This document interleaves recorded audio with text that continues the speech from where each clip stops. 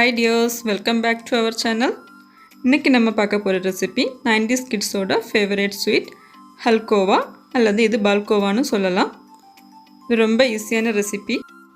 இது பெட்டி கடைகள்ல எல்லாம் 1 ரூபீ ஸ்வீட்னு சொல்லி நம்ம நிறைய பேர் வாங்கி சாப்பிட்டுருப்போம் நம்மளோட ஸ்கூல் டேஸ்ல.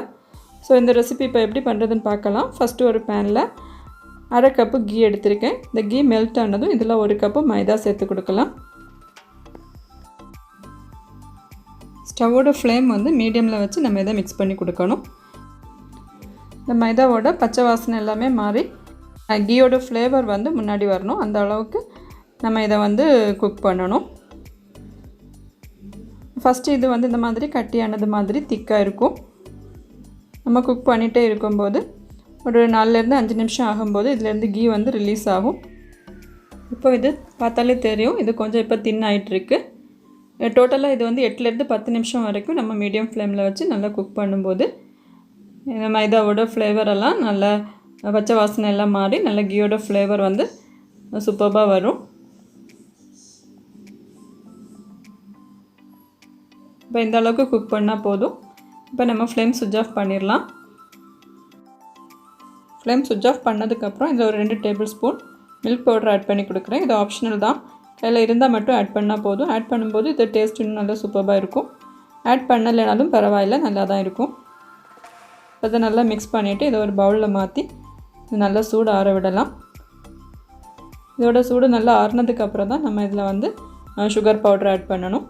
அதுக்கு முன்னாடி ஆட் பண்ணோன்னா அது மெல்ட் ஆகி ரொம்ப லூஸ் ஆயிரும். இப்போ ஒரு மிக்ஸி ஜாரில் ஒரு 3/4 கப்பு சுகர் எடுத்திருக்கேன். அதில் ஒரு 4 ஏலக்காய் சேர்த்து நல்லா ஃபைன் பவுடராக பொடிச்சு எடுத்துருக்கோம். இப்போ நம்மளோட மிக்சர் வந்து நல்லா ஆறியாச்சு. இப்போ இதில் வந்து அந்த பவுடர் சுகரை வந்து ஆட் பண்ணி நம்ம மிக்ஸ் பண்ணணும். ஃபஸ்ட்டு பாதி அளவு ஆட் பண்ணிவிட்டு மிக்ஸ் பண்ணி கொடுக்கலாம்.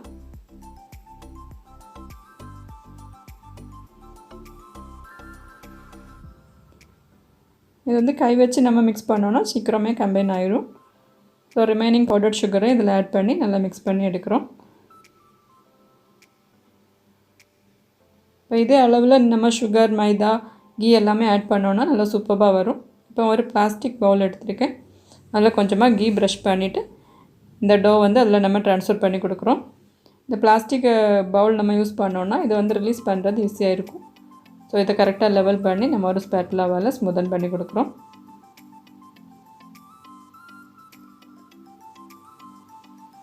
இது செட் ஆகிறதுக்காக நம்ம ஃப்ரிட்ஜில் ஒரு 1/2 hour வச்சுட்டு அதுக்கப்புறமா எடுத்து இதை வந்து ஸ்லைஸ் பண்ணி சர்வ் பண்ணலாம். இப்போ வந்து ஃப்ரிட்ஜில் 1/2 hour வச்சது ஒரு பிளேட்டில் நம்ம ட்ரான்ஸ்ஃபர் பண்ணிட்டோன்னா அது ஃபாஸ்ட்டாக வந்து கீழே விழுந்துடும்.